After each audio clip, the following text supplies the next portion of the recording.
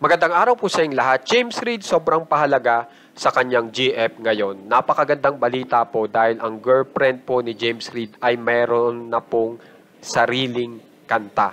At ang maganda nga po dito, kahit busy po si James Reid sa pagpo-promote ng kanyang kanta kasama si TJ Monterde, ay naisabay niya pa itong kanta ni Isa Pressman. Kaya makikita po talaga natin yung suporta at pag-aaruga ni James Reid sa kanyang girlfriend.